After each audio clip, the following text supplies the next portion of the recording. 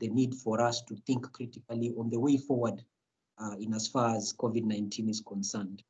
So I want to also talk about the issue of social security, because we are about to just get into that, but this is a slide that now should be taken over by my colleague Fred Nyegeka. And so I will invite him now from this point to just take us through the next portion of the presentation, and which will be dealing with the fundamentals of social security, the pillars, and how we need to understand this as trustees so that we can make decisions in an informed manner. So over to you. Okay, thank you, Michael. Thank you, Geraldine, and good morning, trustees, stakeholders. Good morning. Mine is just to give a little bit background of our theme for today, which is basically how COVID has affected the foundation of social security.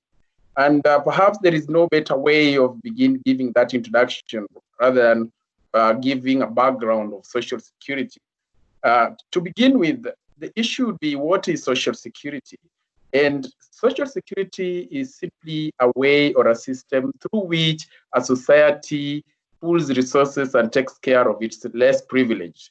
According to the International Labour Organization, social security is a basic human right. And when we talk about this, we are seeing that in the traditional African society, the society had its own way of taking care of the less privileged.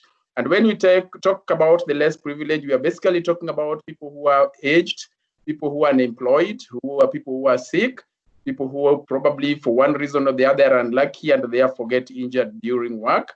And more importantly, in most countries, we are seeing maternity coming in the bracket. And lastly is in the event of death. So a system that is able to provide for these less fortunate in a society is basically simply what is social security. Now, to dip into what social security and how it functions is that in most countries, social security has several pillars. And these pillars, the major ones are basically three. Now, depending on the wealth of the country, if the country is very rich, they can have more than three pillars. But according to the International Labour Organizations, there are basic three pillars that should be functional in any country. Now, when we come back to Uganda, the first pillar of social security is known as the Universal Social Security Fund. And in Uganda, we have the NSSF that was established by an act of parliament in 1985. Of course, the name universal means that everybody should be covered. But when we look at our NSSF again, a number of challenges, NSSF has a coverage of just about 12.6% of the total workforce. Our total workforce is slightly above 17 million, and the total membership of NSSF, as you'll see, is very, very low. It only accounts for about 12.6% of the workforce. And that, as we go along, we will be able to see how this really has how COVID has impacted on this. The second pillar of social security is occupational pension schemes or retirement benefit schemes. This can be pension schemes or provident funds, defined benefit or defined contribution. Unfortunately, again, in most countries in Africa, these schemes are not mandatory. And in Uganda, these schemes remain voluntary. And that explains why we have a fundamental weakness in that pillar of social security again. The last pillar of social security is that as an individual, you have a responsibility to provide for your social security. So how do you do this? This one you do through various and numerous savings arrangements, which includes the SACCOs, the savings accounts, the personal investments, when you can buy your shares at the Uganda Stock Exchange, you can have your bank account, you have social groups, investment groups. So all these put together at personal level would be deemed to be personal investments. Now, in an ideal situation, if the three pillars of social security are functional, then you should be able to live near level should your circumstances change. So we would not be having a situation where we have a population or a section of the population who are disadvantaged, because there will be a safety net all through in a country. And as we go along, we'll find that there's various challenges in this. The NSSF, the coverage is very low. The contribution rates fairly good, but the benefit structure is a defined contribution. It is a provident fund. There is a lot of debate on what NSSF should be providing. And the consensus is that it is not a social security scheme. but a provident fund. When we come to occupational schemes, the same challenges. When we come about personal investment, same challenges with inflation, everybody else complaining about inflation, and therefore very few are able to have personal investments. Moving on to the next, I'll probably just mention that my colleague has just mentioned something about in the previous slide about the impact on governments. And in our context, when you look at our case, for information, the government operates what we call the Public Service Pension Scheme, which was established by an Act of Parliament, Cap 86. This scheme is non-contributory and defined benefit, which means for our civil servants, they get pension but they don't contribute, nor is there a fund set aside like for those of you who manage schemes, the trustees, you have funds, but for our civil servants, they don't have a fund. So this is one thing that is going, there's a debate that we are going to have now with the COVID, whether this is sustainable. I know it has been in the past, but it is now time to relook at that. Just to give you a little bit of the place of pensions, the assets in Uganda, just a few statistics. Total assets, of course, the figures we have, different dates depending on reporting, about 12 trillion in 2018. The figure hasn't changed much as of now, but the retirement benefit sector accounts for about 10% of GDP. And I mentioned about the sorry state of occupational schemes, only about 65 registered schemes. And in terms of membership of the Public Service Pension Scheme, which is very huge, but without assets, there's about slightly shy of 400,000 members who are basically in a scheme without assets.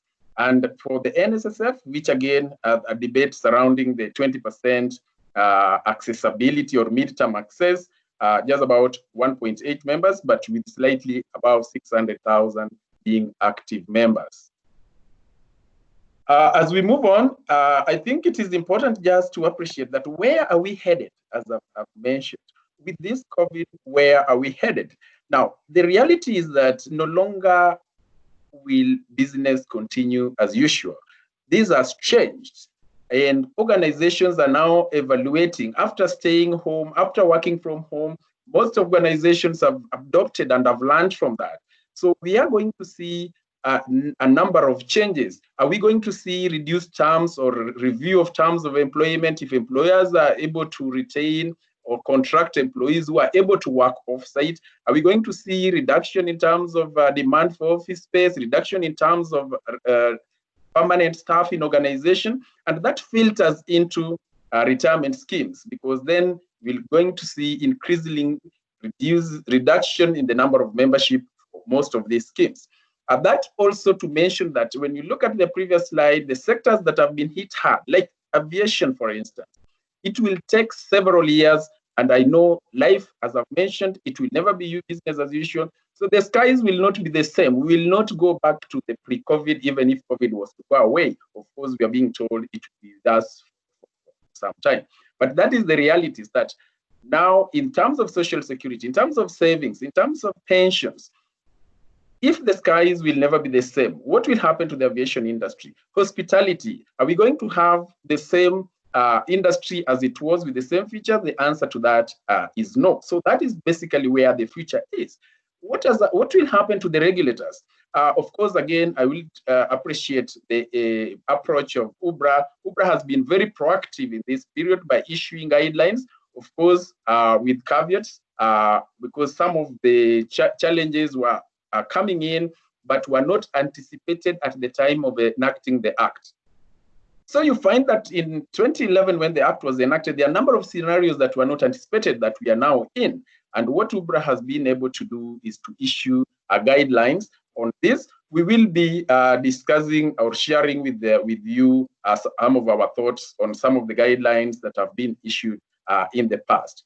But going forward, this is very important, because then COVID has now shaped policy formulation going forward.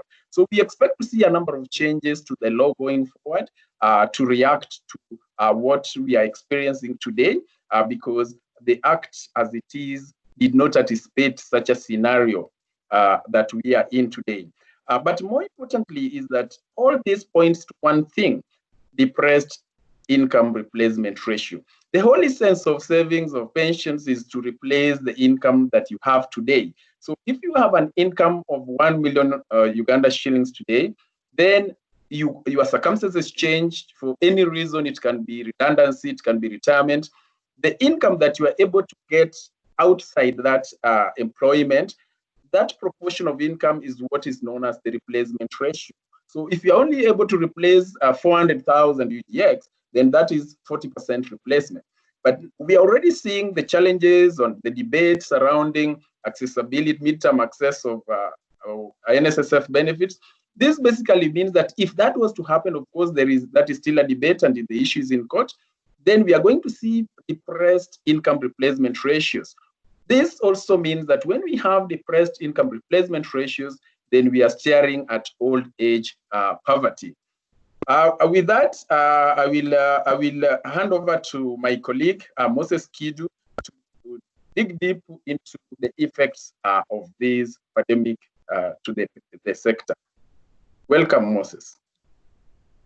Thanks, Fred and Mike, for that presentation to the stakeholders, and thanks all for attending.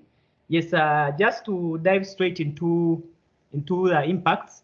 Yes, one of the obvious ones we saw the citizens were actually asking the president to waive rent, to defer payment of services like national water, electricity, and unfortunately, pensions were not spared.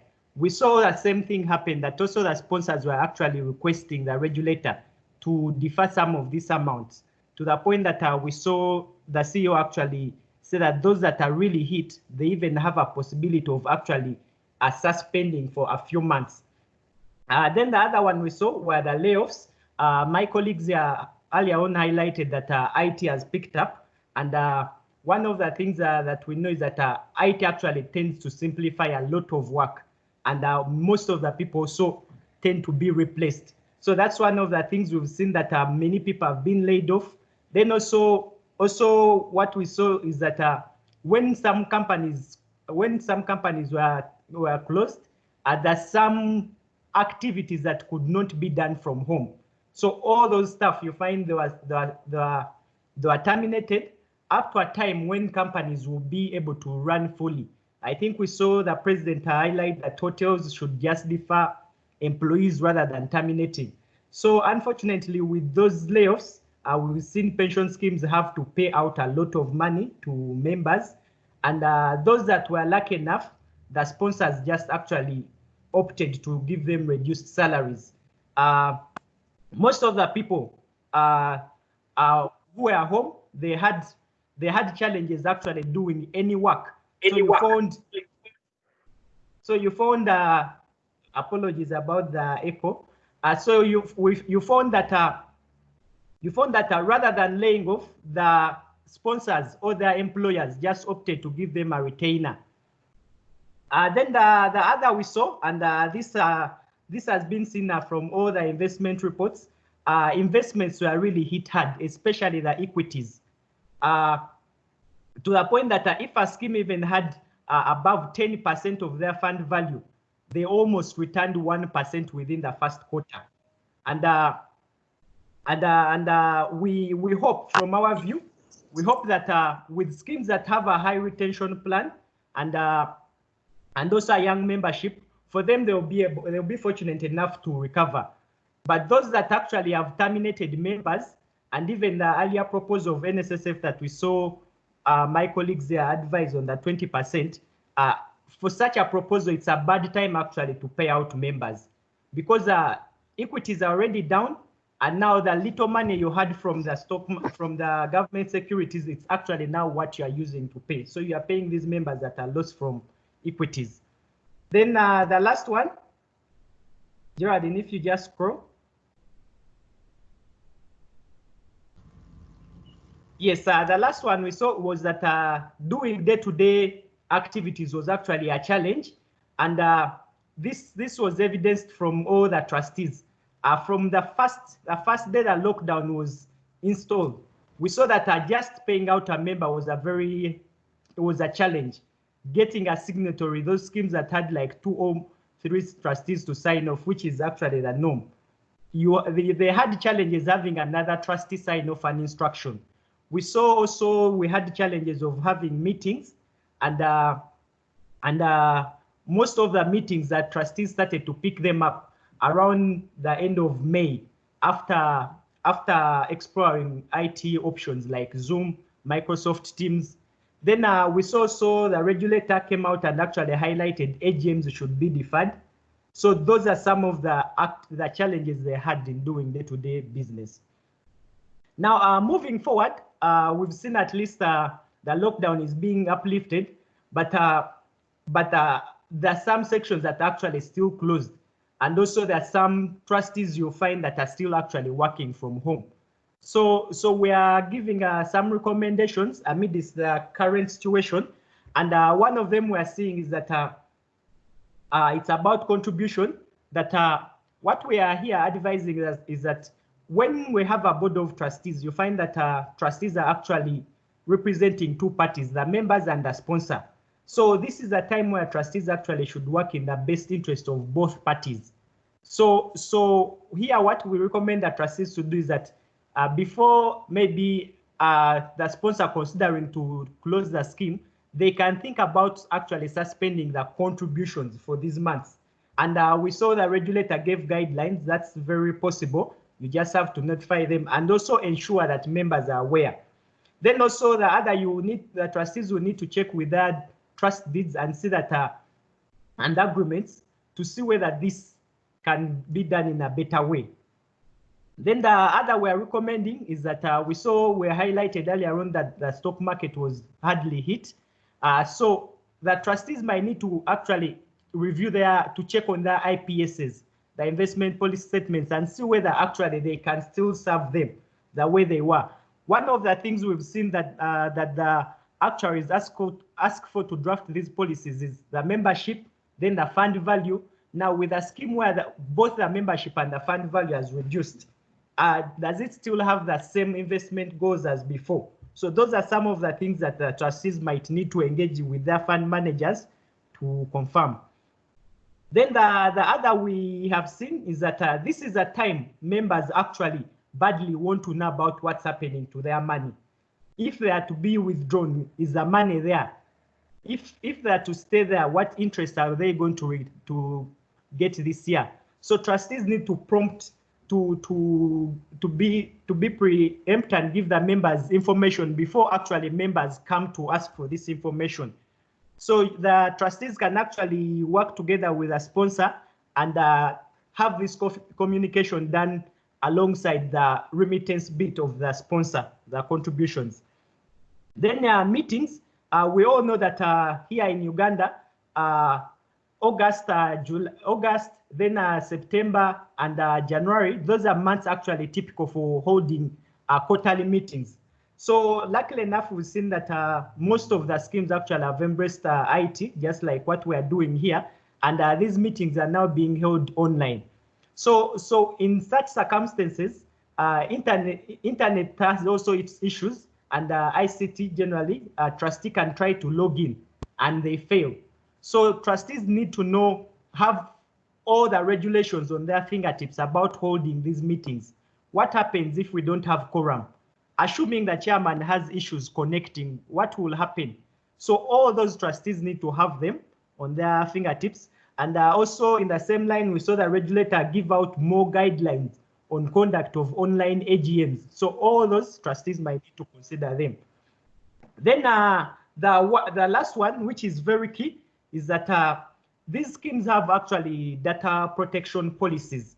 And all the service providers that trustees usually on board, they also have these policies and have to sign some confidentiality obligations. You wouldn't want salaries of members to be out flying at someone's home. Why I'm actually typically highlighting salaries is that once someone knows your contributions, contributions are based on salaries. So you imagine someone has salary at home and they're sharing it with their family through the reports. So trustees might need to check on their policies on data confidentiality and also confirm with their service providers if they're actually still in line with their obligations. Yes, thanks all. Here I'll hand over to my colleague Mike to take you through the last bit. But thanks for listening. Mike, over to you.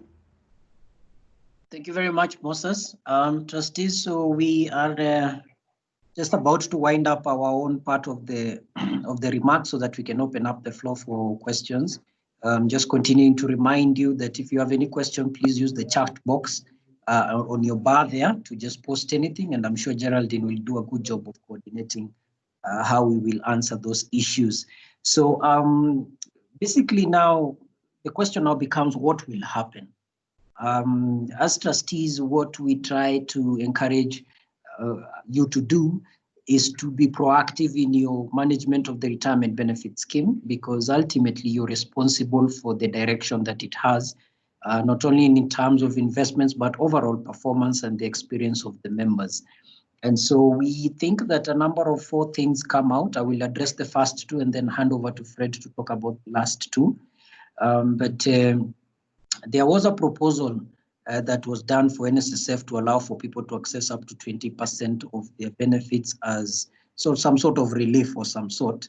And what we have been arguing since we started this note is to say that retirement schemes are only one part of the social security pillar. So when the rest of them are struggling, then you want to ask yourself, are we doing justice to retirement schemes when we give a culture of people being able to access their money anytime, midterm, before they get to the point of retirement? So your NSSF is going to have to grapple with this, because besides the obvious challenges of how to coordinate such kind of withdrawals, there is also the sense of the negative impact it could have on its own strategy and momentum that it has built up for its investments.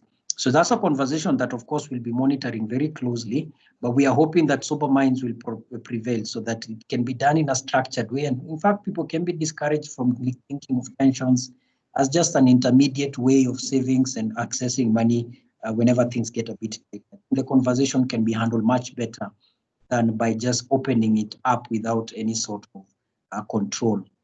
The other thing is the preparation for eventualities as trustees. You are going to be really focusing on issues of investments and overall performance of the fund. What are the things that would lead towards a negative performance? What can be done to mitigate against them? What is your fund manager's proposal going to be? You heard Moses talk about how that conversation needs to happen between trustees and investment managers, understanding what is the impact of the economic performance, what strategies should be adopted, what kind of change of direction could be taken up so that you adopt and you roll with the punches that COVID-19 has hammered the industry with. And then you also need to also strengthen the culture of communication with members, access to information by members, the overall user experience of members in a retirement scheme. Do they feel that you are on top of things? Do they feel that they have been addressed adequately? Are their concerns being promptly dealt with? Are the questions that they are asking receiving answers that look like they have been synthesized properly? Do you trustees feel or come across as people who have been informed? And our work as liaison is to keep equipping you with that so that you feel confident that when you engage with members this year, next year, when you're doing the AGMs, you have information that is clear, easily articulated, easily understood, can be disseminated to the other members easily, so that people feel that you are in control of the retirement scheme. So the job that you've been doing has been a good job so far, but times have gotten a little bit harder and tougher. Therefore means that you need to little bit brush off your skills of communication, your skills of empathy and relatability to the members, so that they continue to give you the support as well as the sponsors continue to give you the support. So that is what we think the tone of what has to happen going forward. So I want to invite Fred now to talk about the other 2 items on the regulatory issues surrounding COVID-19 response, as well as the operations and management of retirement benefit schemes regulations for 2020. So over to you, Fred, for you to tie up the rest of that slide. Thank you, Michael. Thank you. And again, welcome all trustees, stakeholders who have joined us. as I did mention, what will happen? I will start with what has happened, which I've mentioned that the regulator of the sector, that is UBRA, has reacted and issued regulatory notices. But what will happen then? The issue is that I did mention that the notices that have been issued, all of them have a caveat. The reason being that the regulations or the act, when it was enacted, did not anticipate such a situation in which we are. Indeed, the situation in which we are is very unprecedented. The reason why we are more into what will happen is that the fact that these were not anticipated means that there is no express provision for most of the guidelines that have been issued. And that is why UBRA has been very tactical by having disclaimers on this. So when we talk about deferring of contributions, it is not expressed in the law. So what will basically happen is that going forward, we are likely to see lots of amendments to the laws to capture the eventualities that we have. So this is something that we are going to see a lot more into the future. Of course, now there is lots of anticipation of what may happen. But more importantly, from a consultant perspective, we as Liaison are going to share with you at a different forum and a later date our thoughts on implications and our thoughts on some of the notices that are very, very pertinent to operations of retirement schemes.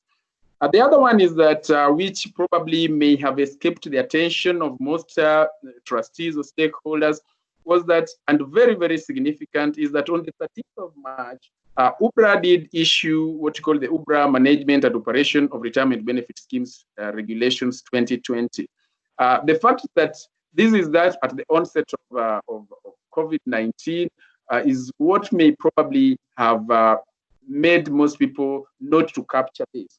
But these regulations contain very, very significant changes to the operations of retirement benefit schemes in Uganda. And again, I will be, or as Liaison, we will be sharing with you our thoughts and the implications of the management and operation of retirement schemes regulations 2020 in our board meetings, and we'll also be circulating a paper on that and separately.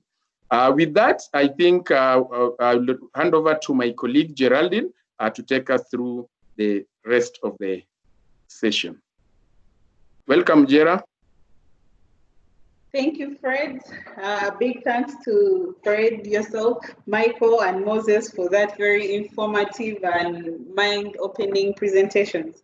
Yes, at this juncture, I would like to open the floor for a question and answer session between us. And just to take you through one more time, there's one icon there of a hand that you could click it and raise your hand, and you shall be picked to ask a question or comment, or share your thoughts.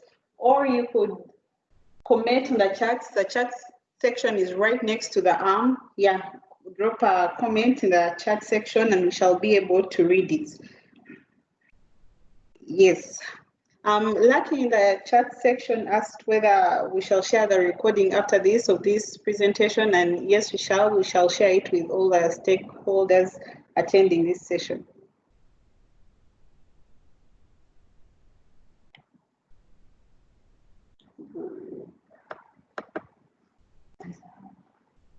Donald.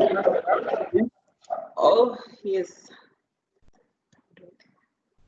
Just a second. Hi, everyone. Hello, Thanks to the team from Liaison. Thanks to the team from Liaison for putting this together. I have a question. After your presentation and your insights and the information you have collected about the potential impact of COVID on social securities, what is new in the way you're operating? After we have spoken, what next?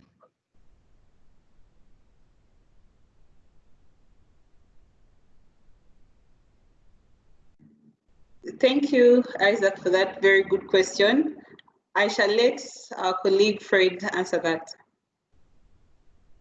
I think we can take 2 or 3, then we answer together. Yes. Okay. Thank you. Geraldine, I see Mr. Amsa is also with a question.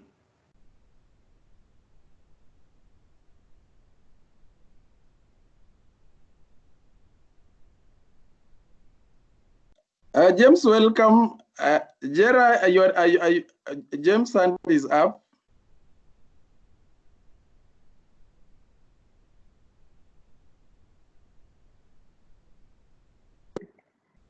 I believe James can just proceed and ask the question.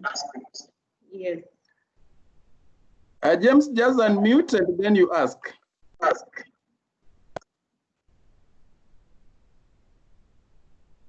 James, unmute.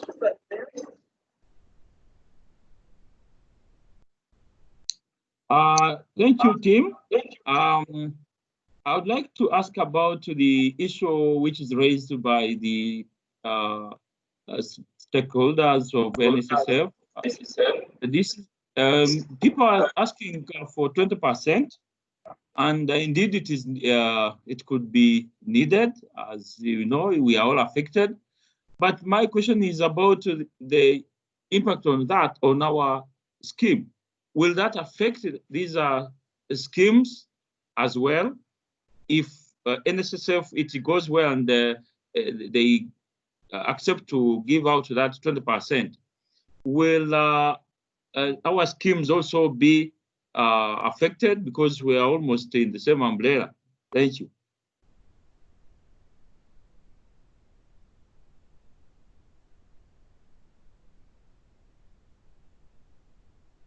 Geraldine, perhaps as we wait for the other questions, I think react to the two first, and we will start with, and my colleagues can add. I will start with the first question that Donald did raise of after gathering all these and with the insight that we have given on the impact, the issue is that what next? Now, the answer to that is that as Liaison, we are very proactive, and this is the beginning. What we are now doing, and which we will be doing and advising you, is that we are looking at various options going forward. I'll give you an example. We have all seen, and we are all seeing the effect, the impact of this. What would be the most ideal value-add arrangements when members retire? And that is why we did in the earlier presentation, there was that product that we have, which is the advisory. And we are looking at, for our clients, offering one we call personal financial advice. Because our individuals have unique circumstances, it therefore means that individuals need personal advice when it comes to finances. How are they going to save, what to save, in which arrangements, which eventualities to take care of. And this is a product that we are already rolling out to all our clients, and we will be conducting personal financial clinics for our clients. The other one is that we are also looking at all the documentation of the schemes for our clients and advising them on the best options going forward. So that is as far as my colleagues can add, as far as how we are reacting to the current changes.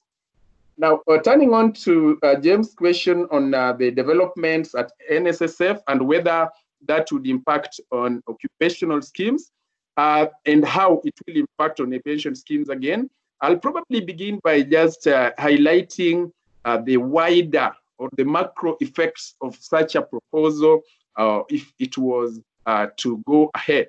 Of course, there has been minimal amendments from the earlier proposal. Now it talks of those who are 45 and above, those who have more than 10 years. That is an amendment that was made in Parliament.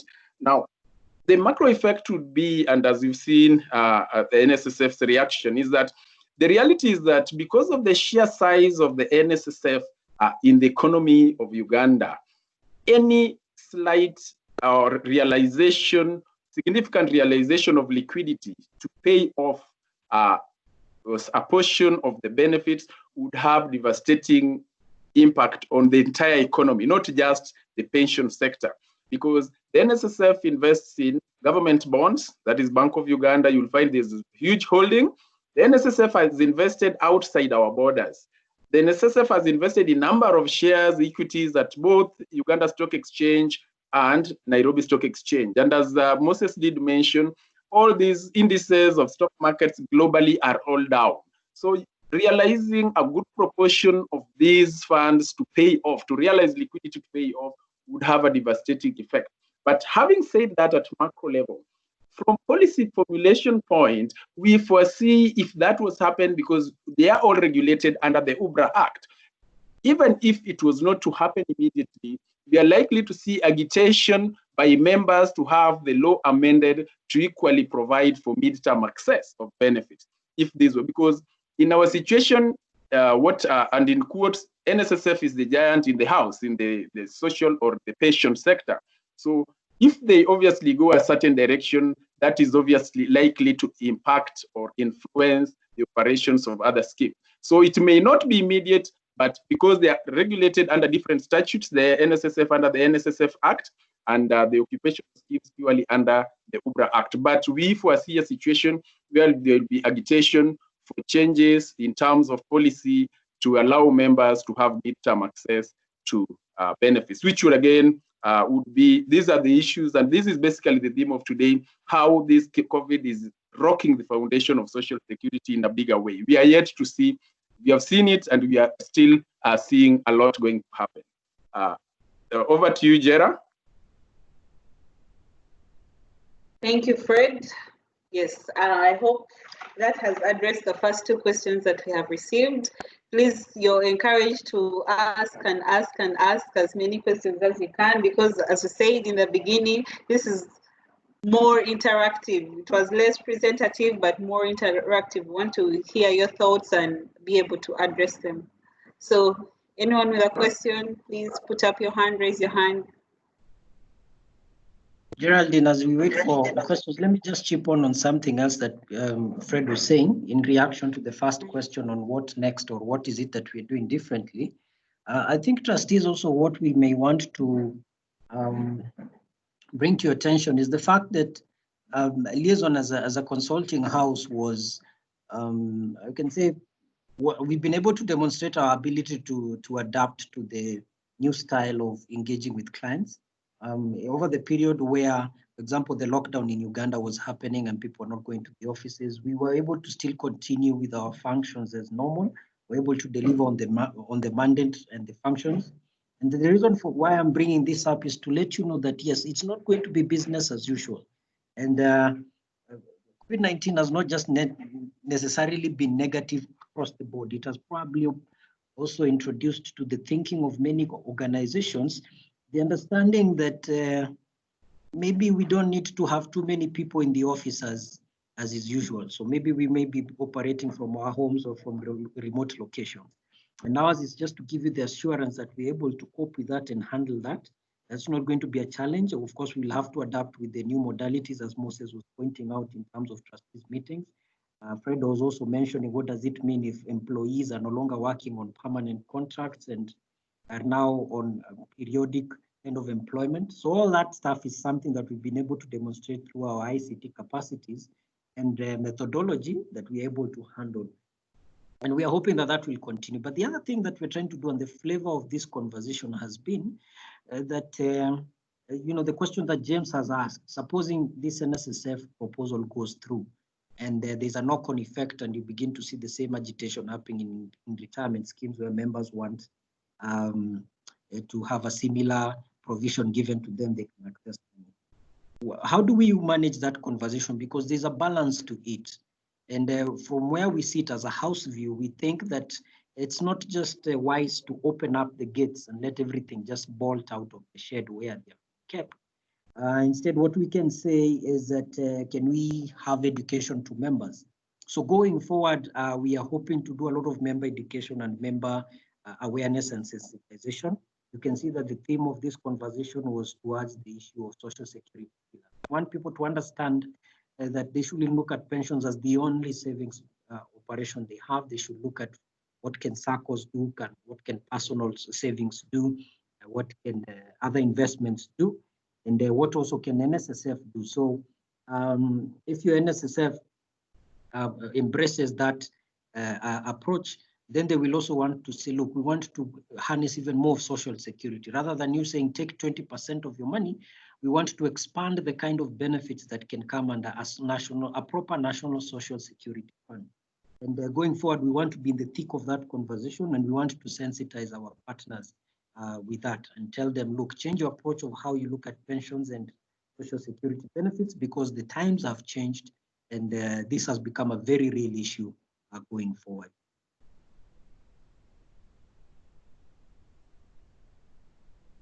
James, take the floor. Thank you. Hello. Hello, this is Stella. Yes, Stella. I have two questions, but I think the first one has already been answered. And that was like, the first question was like, you as pension advisors, what would you do, or what advice would you give to pension schemes right now so that they can keep afloat amidst this COVID pandemic inversion? But I think that one has already been answered. But now the second one goes to Fred. And the question is this really the right time for members to have access to midterm savings, because we are all claiming there is the impact of COVID-19?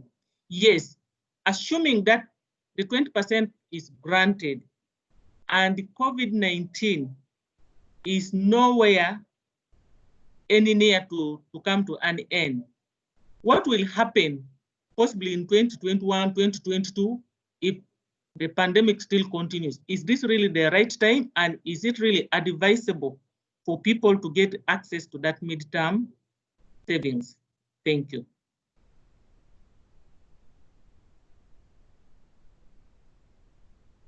We have a hand from Mr. Douglas Bibita. We'll take his question and then answer the 2 or 3. Thank you. Douglas, you can. Thank you. Hello, thank you, Geraldine, and the team for putting this together. First of all, I appreciate the information that we received. I was listening to Moses when he advised on trustees considering the investment strategy review. But that aside, I've also learned that what has been hit most are the equities, the stock market. And when I look at how schemes have been performing, there have been quarters where the equities have performed poorly without COVID-19. And so my question is now, right now in the midst of COVID-19, how are the other vehicles performing? The investment, the bonds and bills. Thank you. Thank you, Douglas, for that very good question. Good enough, we have our regional consultant in investments and pensions, Mr. Fred Naeka, who I know shall be able to answer that very well. So over to you, Fred. Thank you, Jera. I'll perhaps begin with the first question on midterm access. And I think as been highlighted previously, we have to address the core objective of a retirement arrangement, whether it is the NSSF, whether it is an occupational scheme. The core objective, as I did mention, is to be able to replace a reasonable proportion of your income should your circumstances change. So the issue here is that we are increasingly seeing demand or requests for midterm access by people whose circumstances haven't changed. The fact that life has become difficult does not mean that your circumstances have changed, because most of the people who are actually asking for midterm access are still in employment. So the issue is that, is this the right time? The answer to that is that absolutely it is not a right time to have midterm access. And in principle, for pension savings, there should not be any element of midterm access.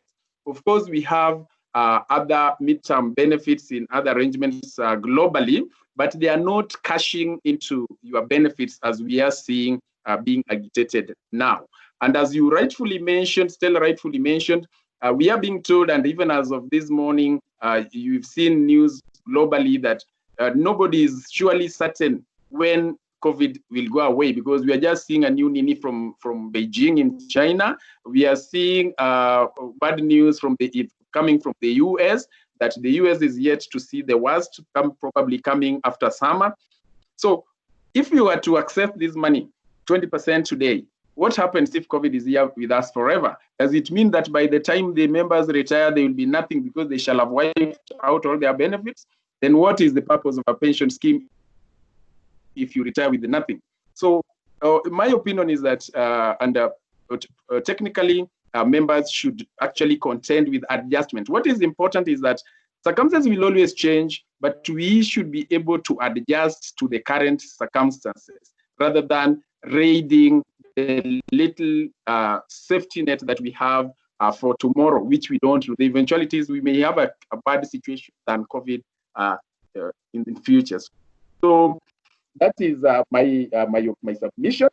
Now, with regard to performance of the other assets, allow me to mention that whereas we have various asset classes, and more so in other countries, most of the pensions or retirement schemes in Uganda have predominantly invested in two main asset classes. There are a few that have invested also in property, but just to mention that all the asset classes that we have here, property, equities, which are basically between USC, Uganda Stock Exchange, and Nairobi Securities Exchange, and then government bonds, both government of Kenya bonds and the government of Uganda bonds.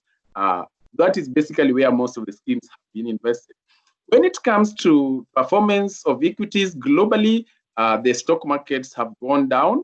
Now, for two main reasons. There are those, as you saw in the previous slide, in sectors that have been hit very, very hard.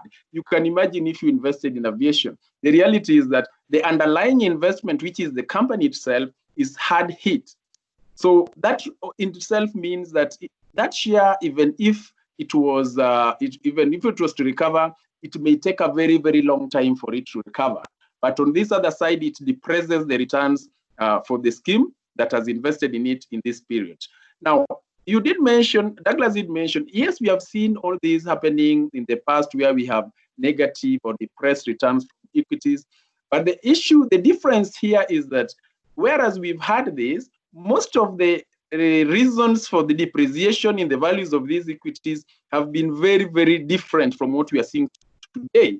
Today we are seeing the very foundation, the operating environment under which these companies operate have been shaken and are weak. Whereas in previous period, most of the depreciation has been basically reactive to what we call investor sentiment.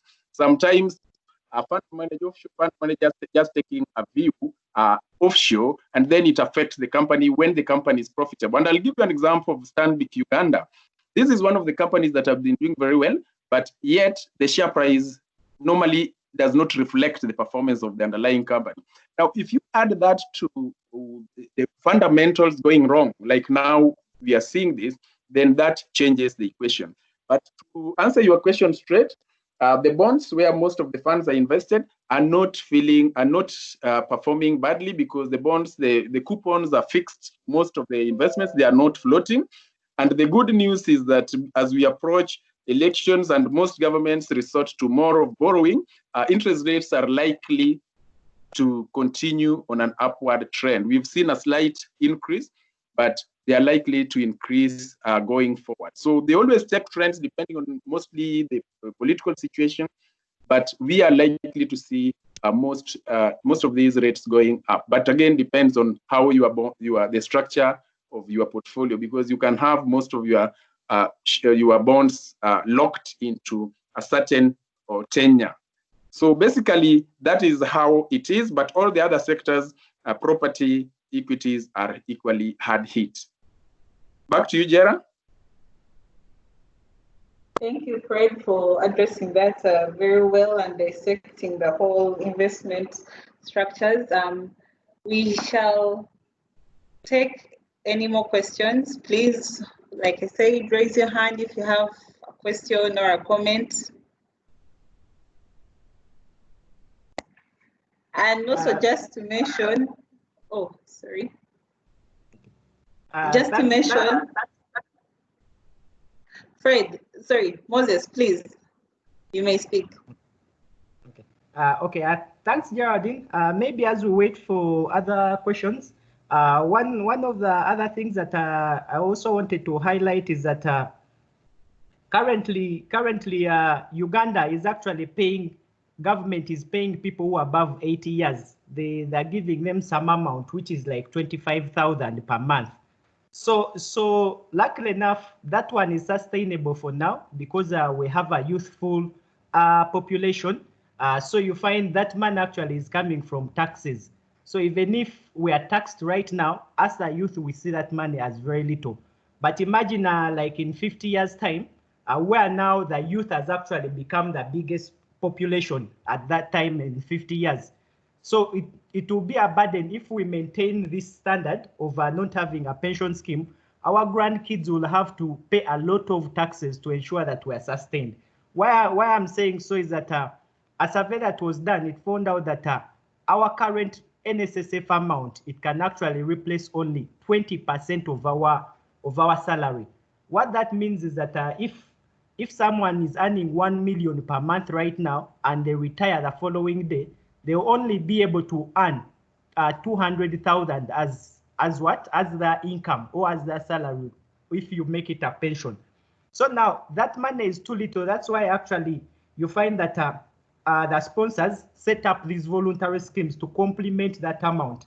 So now the challenge that government is having is that the little that is there in NSSF, it's the one that actually members want to access now.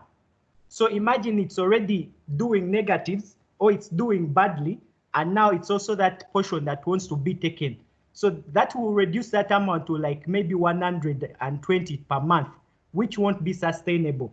So it's on the same it's under the same logic that we've seen actually the regulator push so much that these pension schemes, they shouldn't actually be tampered with because of this pandemic. It will be a bad precedent. It would be better if at all actually different funds are set up for such cases. So, and he further actually went ahead and highlighted that in the entire world, it's only one country that has given the provision of accessing money, the pension money, and that's Austria. But also them to access it, it's not that they're giving them actually that money, they're being lent that money, so they will have to pay it. So generally what the regulator is recommending is that if we could actually leave this pension money intact so that we meet the objectives in the future. Thank you, Geraldine. Well, Moses, thank you. Thank you once again. We have a hand up that is from Mr. James Musazi. Please unmute and ask or comment away.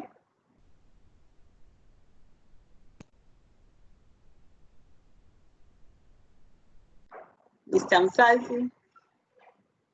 But we agree. So my question is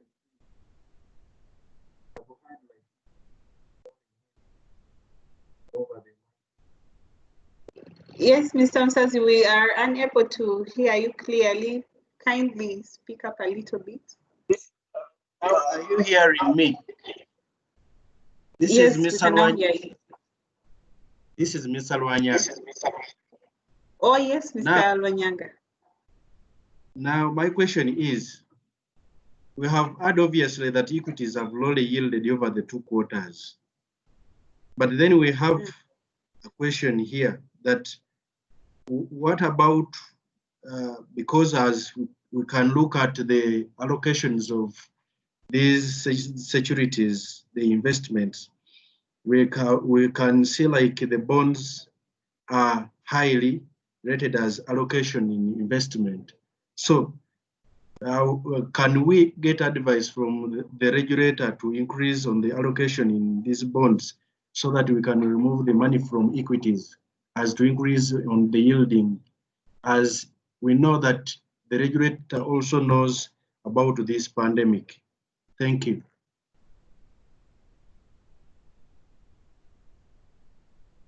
Thank you, Mr. Willie, for that. Yes, it actually makes a lot of sense. But I'll have Mr. Michael Mitao comment on that. Thank you very much, Geraldine. Yeah, I think that's a very good conversation to be having, because you're basically looking where you can show up the interests that the investment performance can be earning, so that you're not just basically distributing your portfolio purely on an academic basis. You have the investment guidelines that are there. If some of the investments are particularly hard hit by the performance of the economy, then it only makes sense for you to relook at the allocation and the income that you should be able to get from assets that are more secure, like the fixed income ones. I think also Moses had mentioned the conversation that needs to happen between the trustees and the investment managers concerning the investment approach. If you look at investment policies, they typically have a section that talks about strategic allocation. And the strategic allocation should be able to say that this is where we think in a good season we should be able to allocate our assets, but in extreme circumstances, then we can go all the way to the ceiling available for certain asset classes. What we saw here, as an example probably that can also be implemented in Uganda, is that the regulator also allows for what we call apply and explain principle.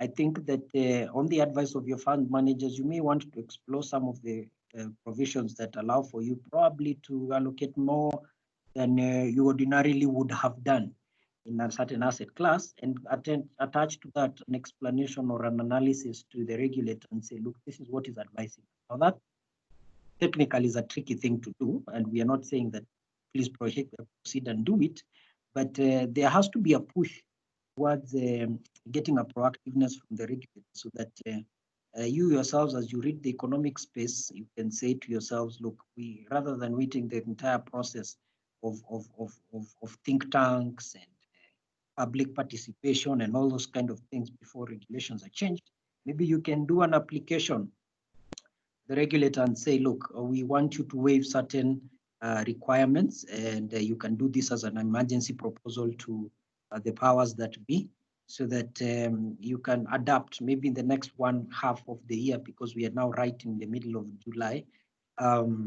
We can say in the next 6 months of 2020, we have sort of like a floating kind of investment guideline that allows for us to adapt to the situation on the ground. So it's a conversation that I think is very welcome, and I'm sure Fred there with the rest of the team can begin to chew on that and see what we can do to assist the trustees who want to explore that as an option. So it's a very good question, and I think it is showing now that that's what trustees are saying. We want to get on top of the conversation quickly rather than waiting for things to change, and that might be too late by the time the proposals are being put in place. Thank you. Thank you, Michael, for that very good recommendation, which has been very welcomed, and the administrators, in conjunction with the investment managers and the trustees, shall explore this avenue. We have a hand from Jen Tazi.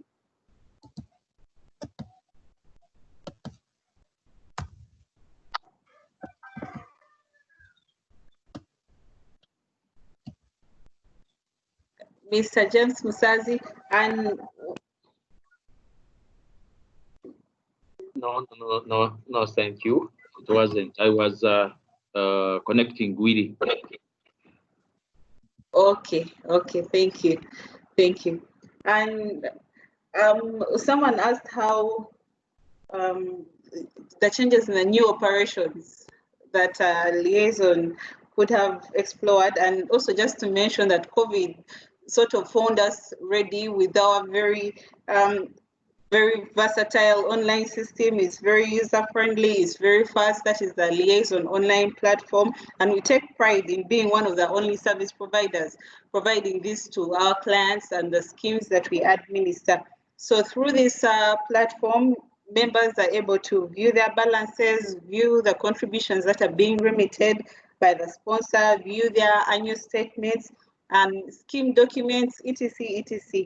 And of course, this platform came in handy because we no longer have members coming in to get hard copy statements or calling in, but they can very easily click or log into that platform and view all this.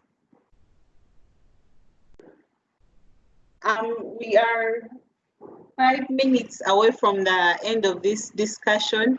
I would like to find out from any of the guests if we have any more questions. Kindly raise your hand before we close this off. We have a hand from Mr. Douglas Bibita. Please unmute and speak. Yes, thank you, Geraldine.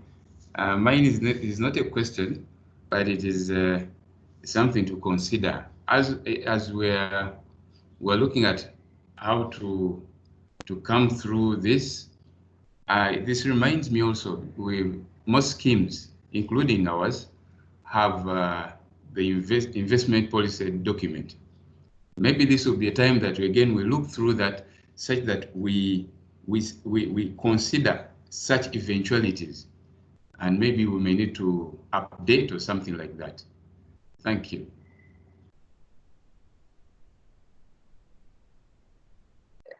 Thank you, Mr. Douglas. Just give a comment on that. Jera? My comment on that would be that, and again, without being harsh to most of the fund managers, is that if you look at most of the investment policy statements, they are fairly dynamic, and they actually allow for lots of, and take into consideration lots of such eventualities. The unfortunate bit that most of the fund managers are actually what I may call buy and hold, whereas the investment policies allows them room in what we call the tactical allocations. To be able, the tactical approach is to enable the fund manager take advantage of such eventualities to realize maximum return for a scheme. But unfortunately, the most fund managers, I think, in the region, basically they buy and hold and only react to situations when they have occurred. In ideal situation where we have proactive management, then in investments, there is always a saying that when there is blood in the streets, there is time to buy. Actually, good fund managers are actually making more money in this situation, and buying when it is low and selling. So, and then they have what we call, most fund managers, what we call stop loss policy. At what point do you exit an investment when it is continuously going down? But you'd find that most fund managers just report market movements rather than what they have done in reaction to those movements. Thank you, Jera. Thank you, Fred. Yes, just to confirm, we have 2 hands up. I don't know if they have any queries or comments. That is Mr. James Musazi and Mr. Douglas Bibita. Yes, Geraldine, listen to. Geraldine, this is Stella once again. I forgot I had yet another smaller question. Yes. Fred talked of one of the ways to help members and the schemes to be afloat on this COVID-19 impact is by having the financial literacy clinics. But now that one of the guidelines is saying social distancing, and in our traditional way, we've always been used to calling meetings, people come and we gather together and we listen. I'm just wondering how this is going to be done, since like most of our members, take an example of Uganda Clays, most of our members may not be able to have this kind of virtual, they don't have access to internet so that they can have this kind of virtual meetings. How are you going to carry on that one? Thank you. Thank you very much. I'll pick that one. I think we understand that not all members are able to have online access. And what we will be doing is we are also going to come up with certain flyers, whether online or hard copies, that will be circulating to members. The important thing here for us is to avail the information to the members in a format that they are able to understand. So we are going to use, and we are cognizant of the fact that not only your members there, but there are quite a number of so many organizations out there that do not have the privilege of being able to access this online. So we are addressing that, and we should be able to find a way of ensuring that the information goes out to all the members or all our clients.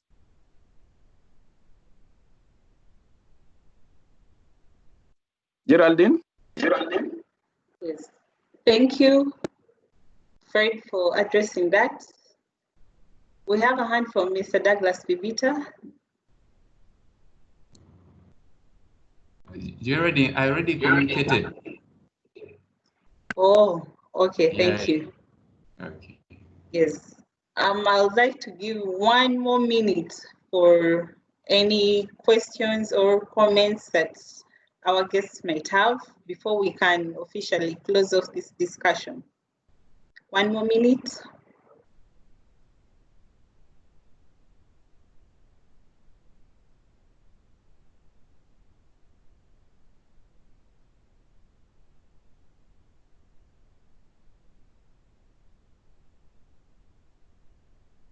Hello, Geraldine? Yes, please. Geraldine? Yes, Mr. Musa.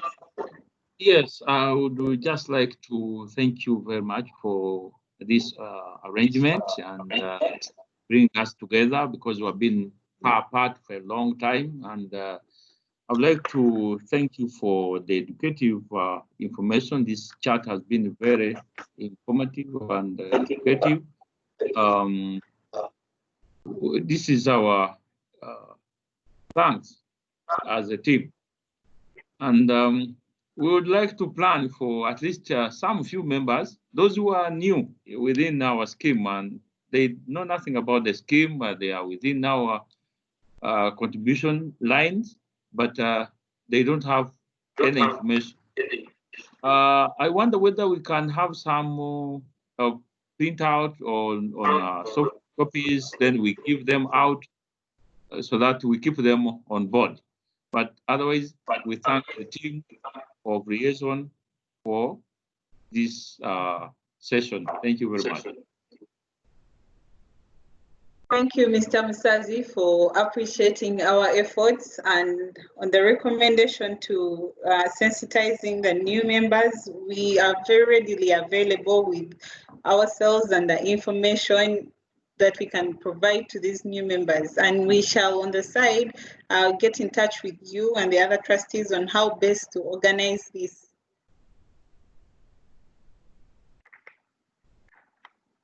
Yes, without, yep. oh, sorry. Yeah. Yes, Moses. Yes, Jordan, sorry about that. I see in the chats there were Mr. Mike Luzinda was trying to recommend that you might need to check it out. He's recommending that you should make the platform more mobile with quicker access. So that's what he's recommending. And then also in there I saw Miss Lucy. She was asking about sharing with the participants record. So you might need to advise on those ones. Thank you, Moses. Yes, we responded to Miss Lucky. We shall be able to share this presentation because it has been recorded, and we shall share it with all the guests. We shall also share the presentation that was made with all the guests. And from Mr. Michael's recommendation on making the platform more mobile, I seek to get clarification on this, but in terms of mobility of the platform, this platform is very mobile. You can access it on your laptop, on your phone, wherever you are. You're just a click away. As long as you log into Mr. Google, the steps and procedures can be shared with you, but wherever you are in this part of the world, you could access the platform. Thank you.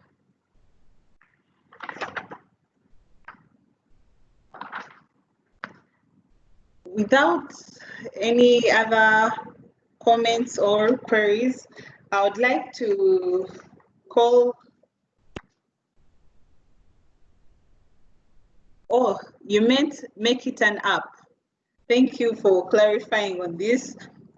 Yes, we are exploring this because we have quite a number of members who have actually recommended this, and yes, this is in the pipelines, making it an app. We shall explore this avenue surely.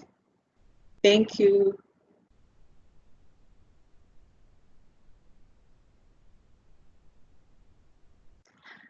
Yes.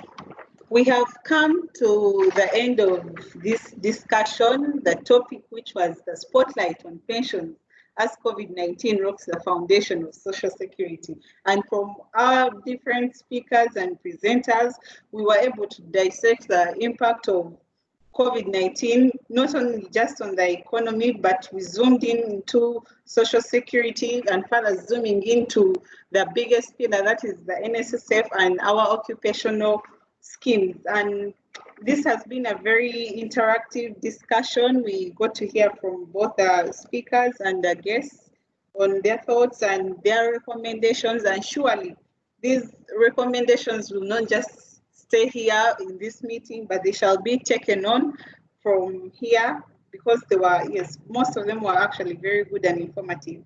So I'd like to once again thank you very much for accepting and honoring our invite, for being part of this discussion. Thank you very much for sparing your 2 hours to be with Liaison. And without much to say, I would like to wish you a very good day, a very blessed day, a happy new month of July. Let's go out there and keep positive and keep saving. Thank you so much. Stay safe. Wear our masks, please. Have a nice day. Thank you, Geraldine. Thank you all.